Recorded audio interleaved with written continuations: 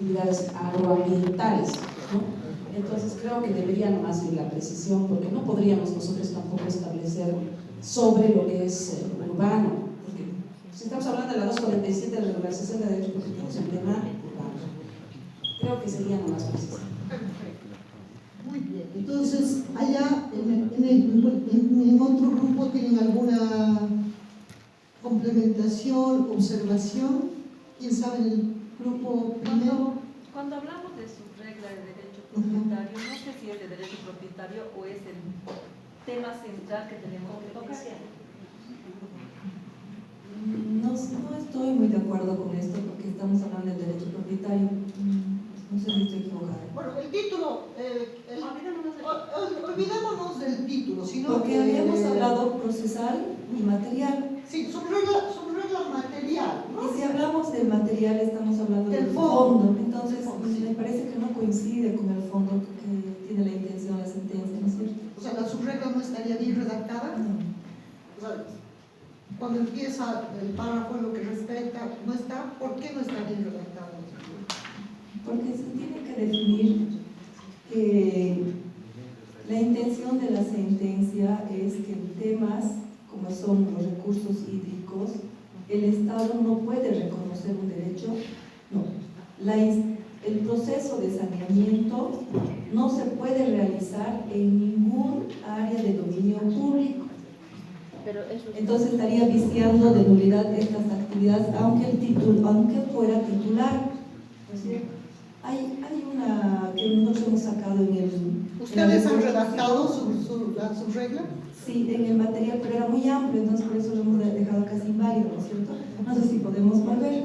¿Podemos ver, por favor? A ver, doctor. No, sí. no, quería hacer una precisión, pero no respecto al texto, porque no lo tengo. Pero lo que sí quería decir es que, o sea, respecto a la consigna y sobre esta subregla, ¿no? Yo la complementaría a esta subregla, la segunda, ¿dónde está? Creo que ya la han sacado. Perdón, este es el... Porque estamos trabajando en la subregla. Sí, en esa, por favor. Sí, por favor. Respecto al tema de la aplicación retroactiva o no de la norma.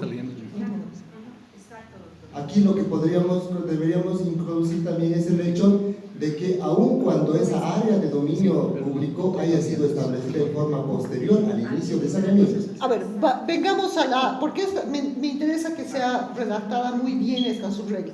¿Puede venir a la computadora, doctor?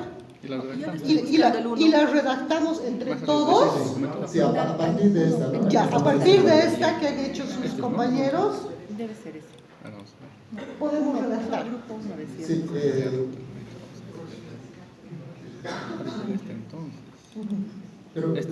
no vamos a hacer eso. No quiero hacer eso. Copiemos ambas, la que han hecho sus compañeros del grupo que nos ha mostrado la subregla y la que ustedes han hecho para ir. Puede ser copy-paste. Es que lo que está mostrando acá no es una subregla, es el precedente. Claro, es el extracto, El ¿no? extracto, Pero exactamente. de ahí queremos sacar ese precedente. Está ahí contenido para nosotros el precedente. Ya, perfecto. Entonces copiamos. Pero como ya tenemos redactada la subregla, podemos conjuntamente. Claro, porque si no, no creo que, considero yo, mi opinión, que vamos a avanzar, ¿sí? Sí, no copiemos ya, sino directamente trabajemos sobre la subregla y añadamos lo que hay que añadir, precisamos lo que hay que Lo que precisar. queremos es decir lo siguiente, que por disposición de la propia ley, Ya, ¿puede venir a la computadora, por favor? Al ser el área afectada de interés público, El otro. La subregla. La subregla del grupo 2. Ahí, esa. por tanto no susceptible de apropiación privada, eso para nosotros es la subregla. Esto es lo que Es el fondo el de... autor ha hecho copiar. Por eso, vamos a redactar ya Entonces, en limpio la subregla material y aquí el doctor va a ser el portavoz de todo el curso. Colocar tres Ya, palabras. nada más. perfecto. Entonces, inclusive se puede empezar de otra forma, ¿no? Pero me parece que está bien, así. ¿No? A ver, todos aportemos, por favor. Estamos en un taller donde estamos horas y horas tratando de redactar una subregla subregla que aquí y que conocen muy bien ustedes. Entonces, a ver, aportemos. Yo considero, doctora, que debería empezar diciendo el INRA no tiene competencia para sanear o constituir ningún derecho de propiedad privada sobre superficies de dominio público, ¿no? Declaradas de dominio público. Ya. ¿Ya? Además, continuar diciendo, es el INRA, eso lo dice clarísimo ahí, ¿no? Asimismo, el Estado no reconocerá ningún derecho propietario, que ya englobaría no solo al INRA, sino al resto de las instancias. No sé si podría ir por ahí. Esa parte también Lo central es que el INRA no tiene un competencia ratito, para primero estoy sanear viendo. áreas declaradas de dominio público.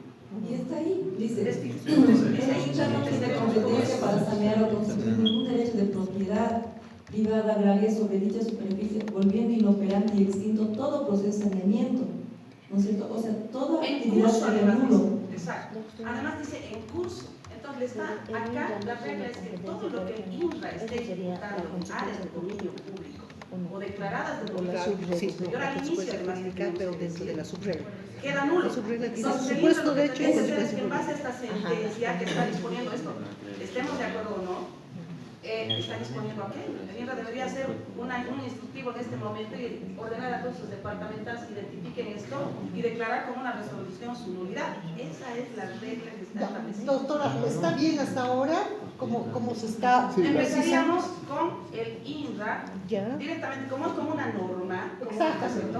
tendría que decir, el INRA no tiene competencia para sanear o constituir ningún derecho de propiedad privada agraria en áreas de dominio público. Sí. No importa si son los recursos hídricos o no recursos hídricos, ¿no? Sí, No interesa.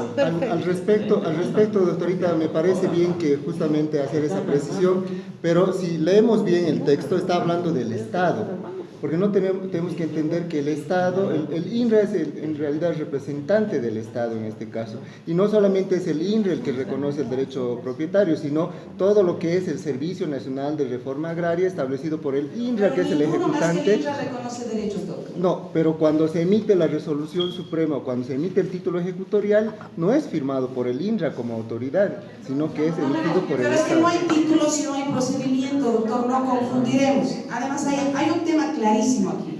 Estoy de acuerdo con aquello, pero recuerde usted que estamos extractando, es nuestra cosecha esta subregla porque no está establecida así en la sentencia. Pero no Entonces, tiene el que punto reflejar. central, doctor, es que el INRA no tiene competencia para ejecutar proceso de saneamiento ni de reconocer ningún derecho propietario en áreas de dominio público, ¿no? Ahora, y podemos continuar diciendo, si quieren, a englobar a otras instancias más que yo considero que por ser agroambientales tal vez no sería pertinente mencionarlo, aunque lo dice la sentencia. Podríamos continuar copiando el Estado. El Estado tampoco reconocerá derecho propietario alguno sobre dichas áreas. Y no es necesario hablar solo de recursos hídricos porque está englobando a todo lo que fuera de dominio público, ¿no es cierto? Porque Sí, no aquí solamente dice el relaciona con dominio áreas. público. Perfecto. Considero yo. Perfecto. Entonces, a ver, dije, el INRA, empecemos. Está ya, doctora. No, pero es que El estamos, amarillo ya está. pero es que tenemos que redactar, tenemos que redactar, o sea, no tenemos que copiar. Lo que está abajo es un extracto. Sí, sí, doctora, Ya. pero para que no taipeen, doctor Marc, desde aquí tendría que copiar, ¿no? Desde aquí hasta aquí. Sobre Ya, y copio. copiar dominio. ¿El Estado? No, el INRA. No, pero el Estado a través del Ya, INRA no sería más perfecto. preciso, El Estado a través del INRA. Perfecto. porque en Ya, realidad perfecto, sí, está perfecto. ¿No? no tiene competencia, hasta ahí, ¿no? Sí. Por acaso, no hemos hablado de que la subregla tiene que ser de carácter general, Sí. que habla todo. Por eso no puede Pero simplemente de carácter tomarse- general, aparte, por eso aquí vamos a englobar del INRA y del Estado. Entonces, Sí, lógicamente, sí, sería sí, sobre sí, eso. sí, sobre el INRA. Perfecto. El INRA, el Estado a través del INRA no tiene competencia. ¿Está bien lo que se copia? El Estado a través no tiene competencia para sanear o constituir derecho de propiedad. No, está bien que copias de ahí. O sea, todo lo que está, el Estado a través del INRA no tiene competencia para sanear o constituir ningún derecho de propiedad privada agraria.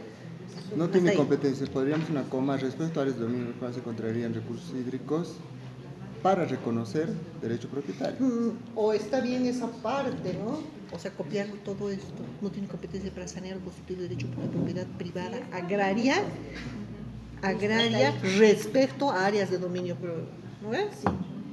Ya. El Estado a través del INRA no tiene Tiene competencia y Ujú. tiene aquí para sanear, Agraria. hasta propiedad agraria. Hasta propiedad agraria. A ver, por favor, ustedes son los que tienen que hacer su subregla. No tiene competencia. Ahí. El Estado. Para sanear o constituir ningún derecho estaba bien. Sí, Para pero sanear o constituir hay ningún derecho. agraria, Sí, copiar. Ajá. ahí. Ahí pega. Ya, el Estado a través del INRA no tiene competencia para sanear o constituir. Y fíjense, estamos copiando, ¿no? Utilizando las mismas, ordenando. No tiene competencia para sanear o constituir ningún derecho de propiedad privada agraria respecto a áreas de dominio público en las cuales... Yo le pondría dentro de Hay áreas. que quitarle en las cuales, solamente respecto a áreas de dominio público. Sobre. Dentro, Sobre áreas. o dentro mejor. Ya, dentro. O si quieren, predios que se encuentren dentro de áreas de dominio público. Ya, mejor. O en superficies, para no Predios. repetir, en superficies. En superficies. Sí, me parece mejor. En superficies, siga doctora. Que se siga encuentren ¿ya? dentro, que se encuentren dentro de áreas de dominio público. Que se encuentren dentro de áreas de dominio público. Además, como área además, está bien, continuar. Dentro de áreas de dominio público, coma. Ahí tendríamos que decir además, coma, ¿no? Lo que dice abajo, su carácter inalienable. Dado el carácter inalienable. Es que el área de dominio público ya implica la inalienabilidad. Perfecto. Eso, Ya. Pero En la escuela se no sé las si... cuales encontrarían recursos hídricos. ¿está no, bien? hídricos no, dado el dominio público. Es que lo que se entiende por dominio público es un concepto que engloba muchas cosas. Pero La inalienabilidad. estaría bien poner en el precedente para vincular con el tema medioambiental, ¿no? Porque también áreas de dominio público, o sea, la propiedad pública puede ser dentro. Exactamente, no puede, desde los monumentos históricos, la cultura inmaterial, por ejemplo, las danzas, los folclores son también propiedad del pueblo boliviano, o sea, la propiedad pública inmaterial, ¿no es cierto? Que el tribunal ya ha definido en las acciones populares. Entonces, está bien, de dominio público, las cuales se contribuyen recursos hídricos, ya. Ya, aun cuando, está bien aquello, ¿no? Aun cuando el establecimiento de dichas áreas sea posterior, ¿no? Estamos hablando de... Sea posterior, Es singular, sí, sea posterior. sea posterior, Al inicio del proceso de saneamiento, y ahí es importante poner lo que dice abajo. Si bajamos un poquito de amarillo, dice, volviendo inoperante y extinto todo proceso de saneamiento en curso, que eso es centralísimo, perfecto, ¿no? entonces Pero- copien. pero eso implica ya que no están reconociendo, ya está eso arriba. No, Nos gustaría que copien, por favor. Sí, lo que pasa, doctor, es que estamos hablando de que el INRA no tendrá competencia, pero sí ha asumido y estamos diciendo que la subregla debe ser tan clara como una norma jurídica, que no tiene que dar lugar a ninguna interpretación errónea ni discrecional, pues entonces tiene que quedar perfectamente establecido para el INRA qué es lo que debe hacer respecto a este proceso. Y eso es lo que dice la sentencia. Volviendo, ahí está. Volviendo inoperante y extinto. Porque además que eso está vinculado en la parte de... Yo concuerdo con lo que dice la doctora, porque la parte, ustedes acuérdense que la razón de la Entonces tendríamos que poner si este se hubiese iniciado. dispositiva. Y en la parte ¿Ok? dispositiva dice... no Claro, si este se hubiese correspondiendo que el iniciado. INRA efectúe procesos de Pero saneamiento estamos hablando de Por eso. realmente Por eso. esa parte que precisa la doctora tiene que llegar a su regla. Ajá. Entonces tendríamos que aclarar en el sentido de decir que volviendo en caso de que este proceso hubiese iniciado, se convierte en inoperante No, y pero extinto. doctor, proceso de saneamiento en curso significa eso. Sí. Ah. Entonces copiemos además las palabras de la... O sea, Ya. el sistematizador tiene que copiar las palabras. La reconstrucción no es de mi cosecha, sino es lo que ha dicho el juez. Pero extractando para... Pero volviendo una subregla, que como les digo y les reitero, debería haber estado en la sentencia, que no Ahí es es. tampoco una carencia solamente de la sentencia. El Tribunal Constitucional también incurre en esa, digamos, falta de técnica argumentativa en algunas sentencias. Sí hace sus reglas, en otras no hace sus reglas. ¿no? Pero lo ideal, estamos hablando de un mundo ideal de argumentación jurídica, ¿no? Donde sí tenemos que hacer. Pero eso ya está repetido. Sí. Asimismo, tratándose de derechos consolidados. Y eso es perfecto, porque tenemos que hablar de aquellos predios de saneamiento en curso que tuvieran título en historia del Consejo, del INC, tendrá que prever la entrada administrativa de ejecutar los procesos. Bueno, entonces todos estamos de acuerdo con esta subregla. Pero hay una contradicción, doctora, que es importante hacer notar. Recuérdese que el procedimiento administrativo de expropiación solo se ejecuta en predios saneados.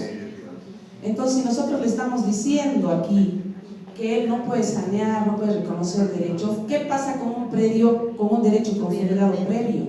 Va a tener que modificar su norma el INRA para poder habilitar la expropiación en predios no saneados en base a esto. O va a tener que esperar que entre al área urbana para que por la vía civil se proceda también en ese sentido. Para mí hay una contradicción y algo de imposible cumplimiento.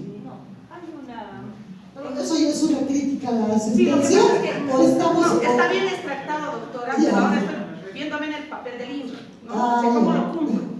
Ya.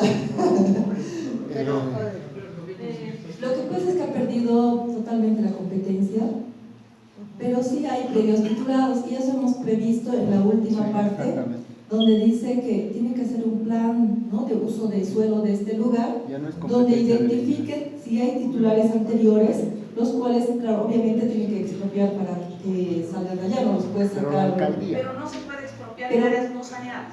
No, Pero la alcaldía, están tituladas, alcaldía. hay predios titulados dentro La de alcaldía, esta. Pero es que Y eso no se puede introducir a la Por eso. Es que no Por eso podemos es- asumir, aunque lo ha declarado el proceso de saneamiento concluido, sabemos que es una mentira. Entonces, todo está declarado como inicio del procedimiento, pero no podemos asumir que los derechos preconstituidos ahí son solo títulos INRA. Y no podemos desconocer la validez de los títulos del Consejo del INC. No dejan de ser títulos. No, ahí dice, así tuviera derecho, o sea, título, cualquier otra persona, sí. Entonces no van a pretender hacer valer eso. Eso es Entonces, Entonces se le desconoce el derecho propietario. por eso el municipio tiene que hablar con ellos y hacer un plan de uso de suelo, y reubicar, no sé qué hará, porque la ley 3975 está permitiendo también ese Pero caso. recordemos que los precedentes son para todos, no es para el caso concreto. Esta subregla se va a aplicar a todos los procesos que sean similares. Entonces no podemos asumir que, como en el caso de este caso, el Encanto, se va a hacer cargo del municipio porque la instrucción es solo para el municipio de Quillacollo. ¿Qué ocurre en otros casos en los que se suscite esto? Y eso le decía ayer a la doctora. ¿Qué ocurre si yo soy un poseedor de buena fe? No es Sí, el derecho. no, por eso, es que ahí yo me voy al extremo. Yo soy un poseedor de buena fe que me he puesto mi chaquito, he sembrado, he trabajado toda mi vida. Estoy esperando que el saneamiento, como dice la ley, me regularice y me dé derecho. Y resulta que han hecho unos estudios interesantísimos y desde abajo de mi predio han encontrado unos bolsones terribles de agua. Entonces, ¿qué me va a decir el Estado? Que yo no tengo derecho porque lamentablemente me asenté en un lugar en el que no debería, o debería constituirme el derecho para buscar justicia y expropiarme o repararme las mejoras que yo he puesto, porque me voy a quedar sin nada. Peor aún si soy titular de un título legalmente emitido por el Consejo. Entonces le están diciendo que el INRA no me saneé y están diciendo que dice aquí, disponer medidas jurídicas, pero no me pueden pagar justiprecio si no hay proceso de expropiación, porque no tengo título INRA, porque el INRA no ha entrado. Justamente esa contratación hemos hecho, ¿no? Sí. Primero es el propietario o la función ambiental que cumple. Y en razón de eso vamos a presentar. Es que no hay derecho prevalente. Es que no hay. No hay derecho prevalente. Los derechos No son están de todos acuerdo iguales. con la sentencia, no está reflejando lo que dice la sentencia, mal o bien. Bueno, Pero está bien, doctor. este debate ustedes trasládenlo primero en las salas, con sus asesores jurídicos, ¿no? Y también puede ser objeto inclusive de modulaciones posteriores. Pero aquí, en ese taller, insisto, lo que tenemos que hacer es reconstruir nuestra subregla tal cual está la sentencia. ¿Por qué además? Porque eso nos da claridad de cómo está el precedente para luego modularlo, cambiarlo, mutarlo, reconducirlo, ampliarlo. Pero si yo ya pongo de mi cosecha, o sea, yo no voy a poder cambiar, ¿no? Entonces tengo que leer con puntos y comas el precedente. Tal cual está redactado redactado aquí el precedente refleja la sentencia, la subregla está bien? Perdón. Nosotros justamente hemos visto esa problemática, que pueden ser varias instituciones las que puedan reconocer el derecho propietario, no solo el mismo. Por eso hemos consignado que el Estado... pero eso ya es su cosecha, doctor, porque no dice la sentencia. La sentencia siente un precedente dentro de un proceso de pensamiento, dentro de un contencioso administrativo que está revisando. Sin embargo, hemos entendido que la subregla tiene que ser para lo posterior. General, pero a partir de lo que dice el precedente, ¿no? Del caso concreto donde se hace la interpretación de la norma. Porque eso no puede ser tan amplia, o sea, usted se está adelantando. En el caso, no, en el caso específico, por ejemplo, de predios que tengan título ejecutorial en áreas rurales, donde no se haya ejecutado el saneamiento, el municipio perfectamente, como hemos consignado, puede disponer las medidas jurídicas que correspondan de acuerdo a ley aplicable al área declarada. ¿No? Pero doctor, así sea el municipio que tenga que reconocer, no reconocer, sino que va a respetar, el único que va a reconocer a través del proceso administrativo es el INRA. El municipio lo que va a hacer es respetar los derechos que pueda estar, digamos, ahí constituido, pero no va a establecer ni va a reconocer. Ya no tiene competencia libre en este caso. No, en este caso no, estamos hablando en general de lo que hace mención. Pero estamos para hablando que de no una haya, sentencia, no de todo. Sí, doctor, pero para que, digamos, no sigamos en la misma imprecisión. Yo no sé del área rural que otras entidades reconocen y establecen derechos de propiedad. No, pero puede disponer medidas. Doctora, por eso hemos colocado en amarillo la autoridad competente, porque en el segundo párrafo estaba como impreciso que quién debería haber dispuesto esas medidas respecto a derechos ya constituidos, ¿no? Entonces, en ese último párrafo hemos puesto asimismo, tratándose de derechos consolidados preexistentes a la declaración de área de dominio público, la autoridad competente, sea municipio o lo que sea, deberá disponer las medidas jurídicas que correspondan de acuerdo a la ley aplicable al área declarada de dominio público, ¿no? Pienso, perfecto, muchísimas gracias. Puede ser cambiado también. Muchísimas gracias. Entonces, ¿para qué nos ha servido este ejercicio? A ver, primero que nos ayuda a comprender, primero a leer nuestras sentencias, pero también a darnos cuenta de que pueden haber tergiversaciones en la interpretación de la sentencia cuando el juez no crea sus reglas de derecho. Fíjense, en el interior, ¿no?, de este órgano jurisdiccional donde ustedes han sido partícipes de esta sentencia, y entiendo que al ser un caso relevante ha debido haber debate como lo hay en el Tribunal Constitucional Plurinacional, cuando se tenía que resolver un asunto, me acuerdo del de la imputación formal y el inicio del proceso, la sentencia 1036 quebrado 2002, se debatía hasta en los pasillos, en los baños, en la calle, ¿no? La misma, porque era una sentencia relevante que iba a cambiar la cultura jurídica de materia procesal penal. Entonces todo el mundo, ¿y cómo es? ¿Cuándo va a ser el inicio? La interpretación, los estándares.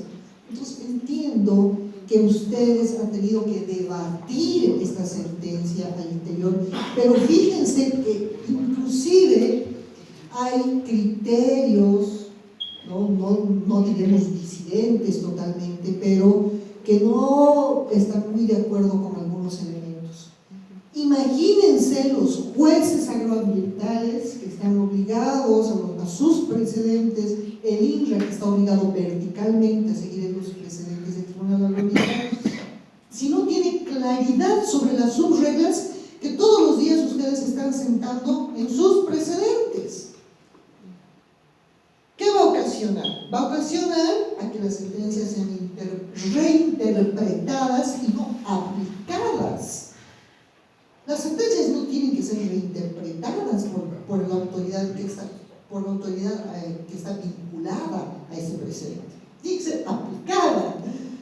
Entonces, si no hay esa claridad, este ejercicio nos tiene que llevar a la reflexión de que tenemos que empezar a hacer subreglas de derecho. Cuando el juez crea derecho, está interpretando la norma, pues tiene que generar subreglas de derecho. Yo creo que ya hemos consensuado con la subregla de fondo, también hemos consensuado que había dos subreglas, ¿no? Se han enriquecido, Y bueno, hasta aquí terminaría el análisis estático. Si hubiera un voto disidente, el voto disidente en su análisis estático tiene que seguir el mismo camino, identificar la ratio disidente, bueno, en realidad no sería la ratio disidente, ¿no? Sería la razón de la disidencia, ¿no? Y la interpretación disidente de la disidencia, ¿no? También tiene que seguir el mismo camino. Y bueno, la jurisprudencia indicativa conceptual, que creo que no la hemos tomado muy en cuenta, pero sí esta sentencia tiene riqueza en jurisprudencia indicativa conceptual. Por ejemplo, cita muchos autores y a partir de esos autores va construyendo conceptualmente qué significa el principio precautorio, cuál es el alcance, ¿no? Etcétera, ¿no? Ustedes, más que yo, leyeron la sentencia y saben que todos esos otros argumentos dentro de estas 30 páginas son jurisprudencia conceptual. ¿Esa jurisprudencia conceptual vincula o no? No vincula.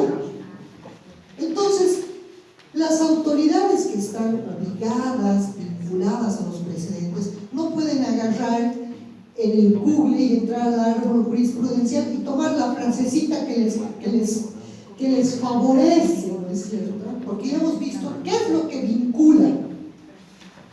Solo el precedente. De ahí que el justiciable no puede decir según el principio precautorio y darle una interpretación antoja. No, solo vincula el precedente. La jurisprudencia indicativa, conceptual, son razones, fundamentos jurídicos que refuerzan, ¿no?, el proceso y la cadena argumentativa que utiliza el juez para finalmente decantarse y construir el precedente, ¿no? Y sin la jurisprudencia indicativa, de todas formas, se podría entender el precedente. Es otra forma de distinguir entre la jurisprudencia precedencial y la jurisprudencia indicativa. Bueno, yo creo que con esta práctica todos estamos contentos, hemos cumplido nuestra meta de identificar estáticamente el precedente. Entonces pasamos a continuación a hacer el análisis dinámico de la jurisprudencia agroambiental. Y para eso ustedes tienen una segunda actividad. Vamos a analizar,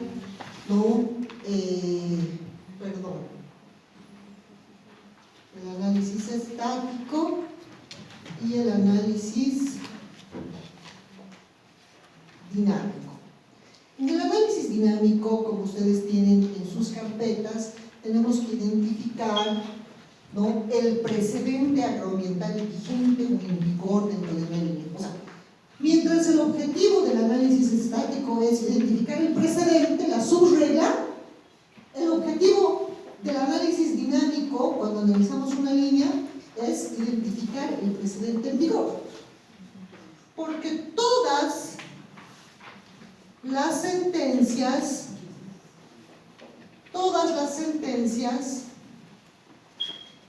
la sentencia agroambiental 11, 21, 55, 60, 65, tienen un precedente en la medida en que estén interpretando la norma.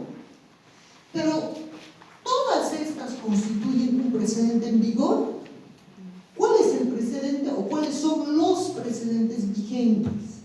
Entonces, el objetivo de hacer el análisis dinámico es precisamente encontrar la sentencia del precedente constitucional agroambiental en vigor. ¿Cuál es el vigente? ¿Cuál tengo que aplicar? ¿Cuál me vincula horizontalmente como sala 1 a la sala 2 o la sala 2 a la sala 1, porque estamos hablando de un órgano? ¿Y cuál me vincula como juez agroambiental? ¿Qué precedente aplico? ¿De la sala primera, de la sala segunda, la 88, ¿qué precedente me vincula? Entonces, el objetivo del análisis dinámico es encontrar el precedente vigente o en vigor.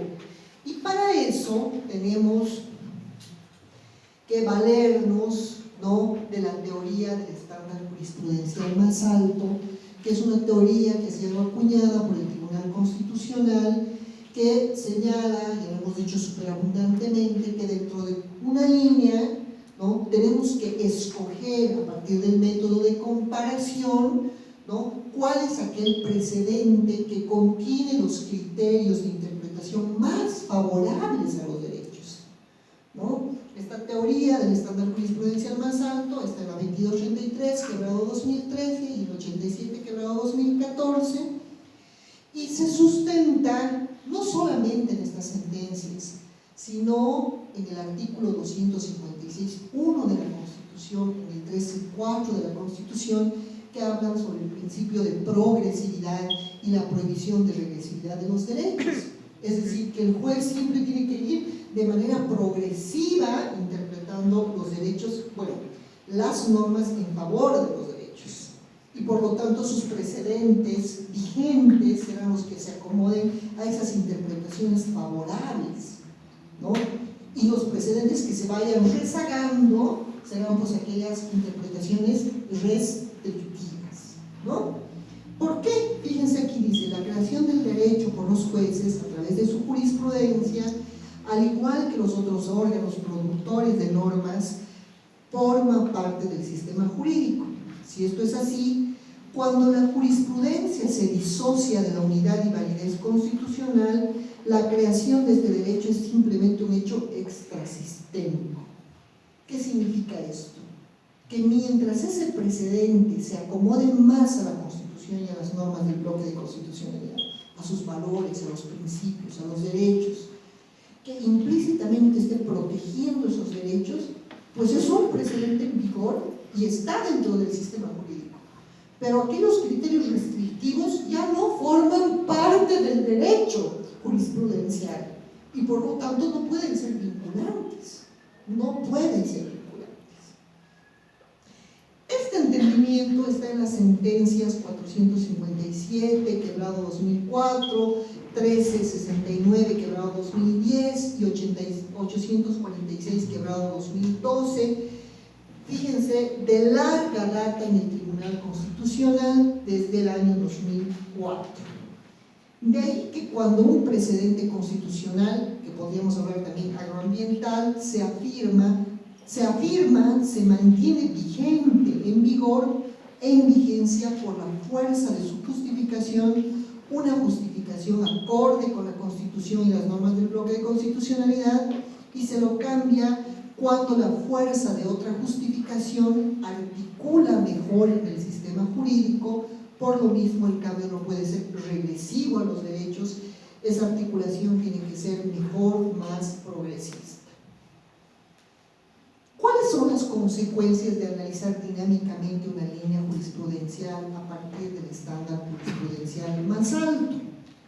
Aquí yo les traigo dos consecuencias. Primero, la vinculación a la jurisprudencia constitucional, que también puede ser leída la vinculación a la jurisprudencia agroambiental. Está ante un nuevo paradigma en la historia jurisprudencial de Bolivia que redunda luego en el rol y la labor de los jueces de las diferentes jurisdiccionales, conforme se pasa a explicar, ¿no?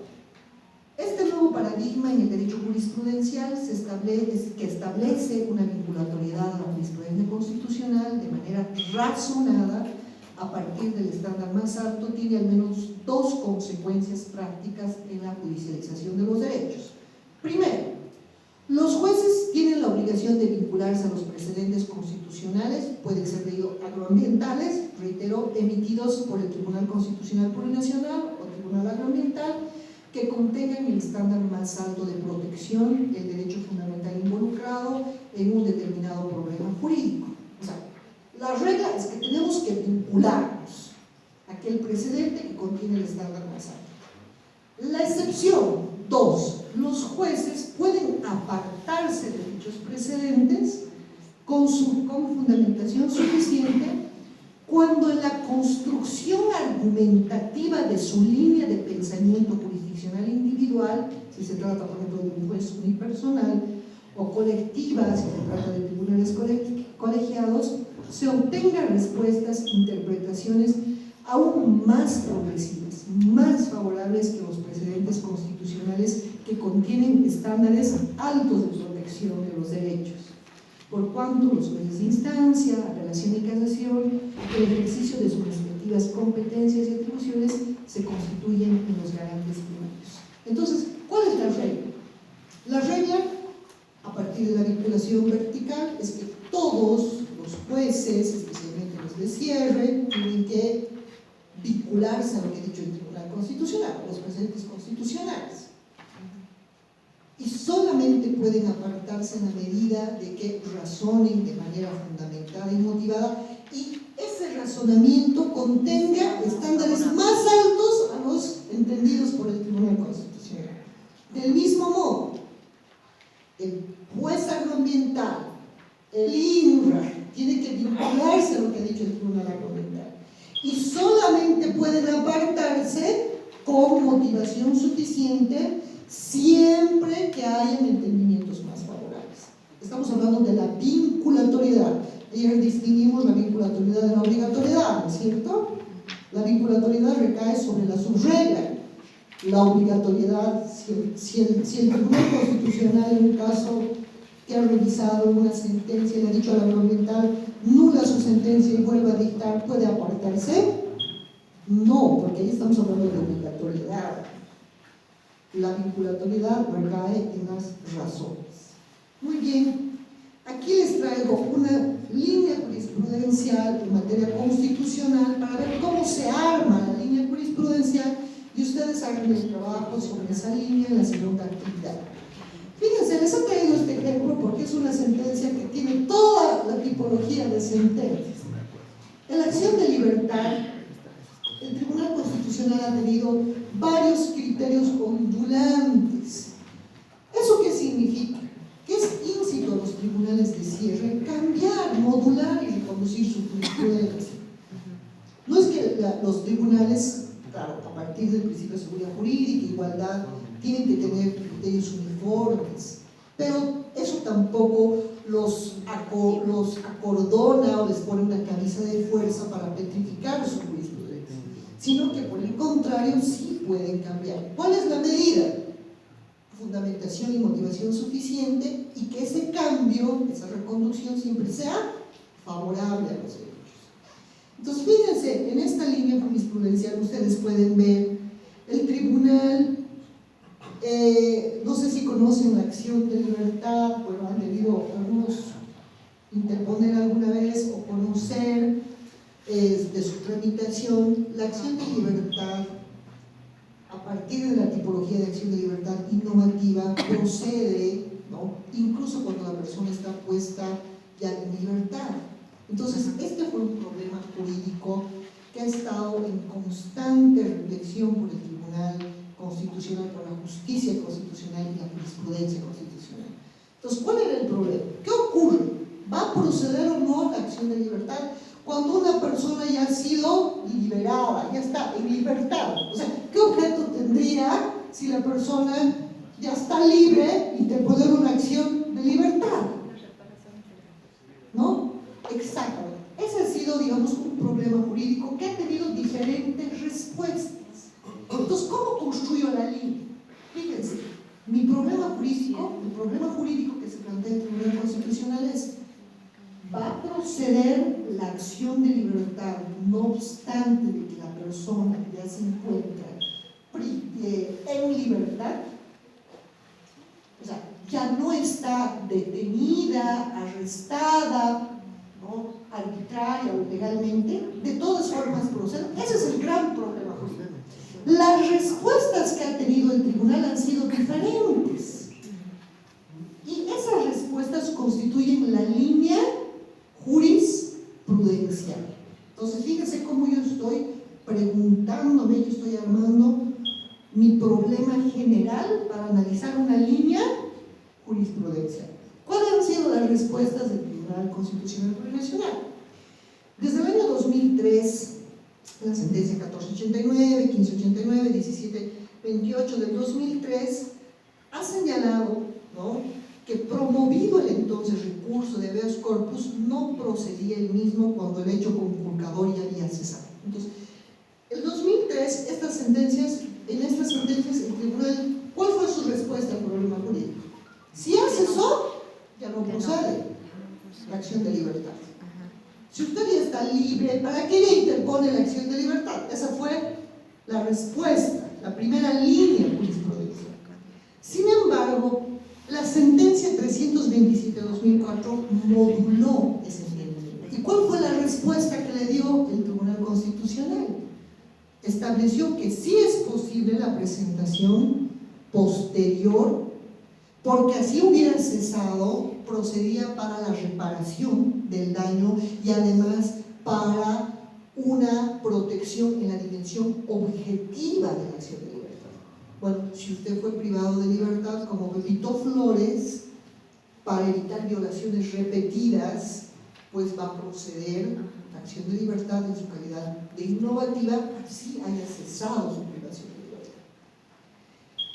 El 2010 se reconduce el entendimiento y se vuelve a las sentencias del 2003 y dice no procede. Fíjense cómo el tribunal retrocede y dice no procede. Y finalmente el 2012, en la 2491/2012, vuelve a reconducir a la 327/2004, donde señala y dice: no obstante de que una persona que ha sido arrestada indebidamente por la policía, por el fiscal, o que deviene su arresto o su privación de libertad personal de la autoridad jurisdiccional, un juez cautelar, de manera indebida, y está ya en libertad, ya no está detenido, ¿no? De todas formas procede la acción de libertad bajo la modalidad de innovativa. ¿Por qué? Porque así haya cesado, procede por la dimensión objetiva del derecho y además para efectos de reparación, ¿no? Entonces fíjense cómo esta línea va modulándose. La pregunta: ¿por qué analizo toda la historia jurisprudencial respecto a si procede o no una acción de libertad cuando ya cesó la privación de libertad? ¿Por qué analizo toda la historia desde el 2004 hasta el 2012? ¿Cuál es el objetivo de hacer ese análisis dinámico de la línea? Encontrar el precedente en vigor. ¿Cuál es el precedente en vigor? El que contiene el estándar jurisprudencial más alto en favor de los derechos. De toda esta línea que les he contado, ¿cuál es el precedente o cuáles son los precedentes que contienen el estándar más alto? El del 2004 y el del 2012. Exacto. ¿Por qué? Porque tutela. Porque son más favorables al derecho a la libertad, al acceso a la justicia, ¿no? La respuesta está en ustedes. Entonces, fíjense, y para decir que ese es el precedente en vigor, ¿qué método he utilizado? Comparar. Comparo lo que ha dicho el tribunal del 2003, comparo con la del 2004, la del 2010, estoy comparando y digo, este es el precedente. ¿Cuál vincula? ¿Qué precedente es vinculante dentro de esta línea? ¿Qué precedentes son vinculantes? 327 y el 2004. Exactamente. ¿Cuáles son los precedentes que ya no están vigentes ni en vigor y que por lo tanto ya no tendrían que ser aplicados ni por el Tribunal Constitucional Plurinacional, ni por las salas constitucionales, ni por los jueces de garantías? Exactamente. Esos precedentes ya no son precedentes vigentes o en vigor, son precedentes o son criterios que se podrían decir aislados por ser restrictivos. Ya no están en vigor. O sea, no dejan de ser precedentes, pero ¿son precedentes en vigor? Es la segunda pregunta.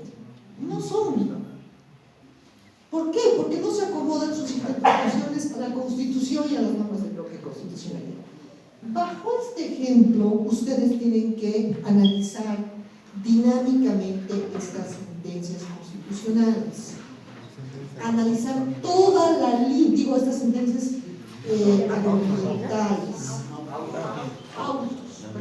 autos agroambientales, respecto todas pronunciadas en procesos de avasallamiento, ¿no? Y analizar estáticamente cada sentencia, ¿no? Y luego luego analizar dinámicamente. El objetivo ya no es el análisis estático, que ya lo hemos hecho.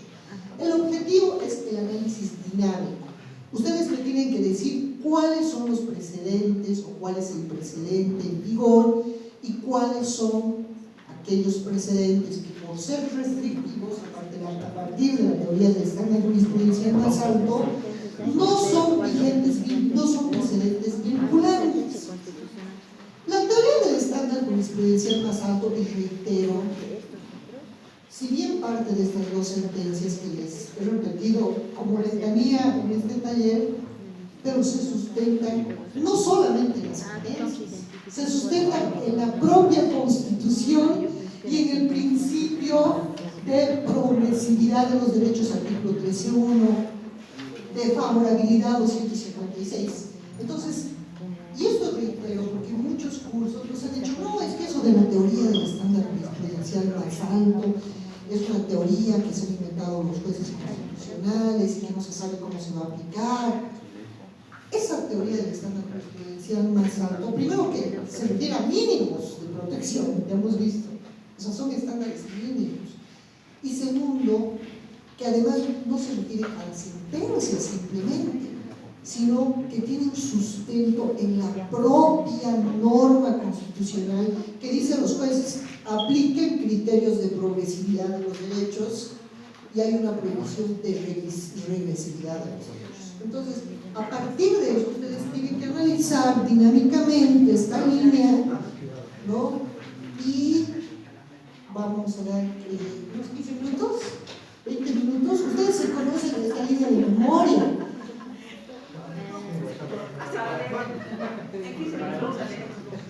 Pero esta línea ustedes se conocen de memoria. Están todos los... Si ustedes ahorita me dicen, a ver, la línea del Tribunal Constitucional sobre la combinatoria, me la sé de memoria. Entonces ustedes saben de memoria esta línea. Lo único que tienen que hacer es tener de manera rápida media hora. ¿Está bien? Sí. Media hora. Analizar. Ya no vamos a hacer el análisis estático de sentencia por sentencia, sino nuestro objetivo es identificar cuál es el precedente vigente en vigor.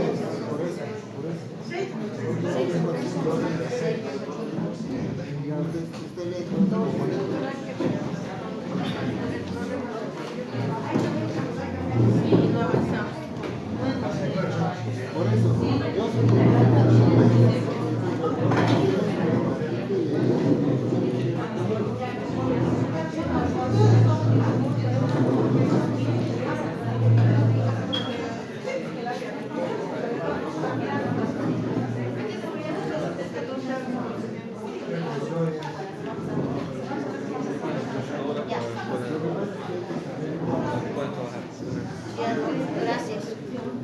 Ahora, pero yo no tengo.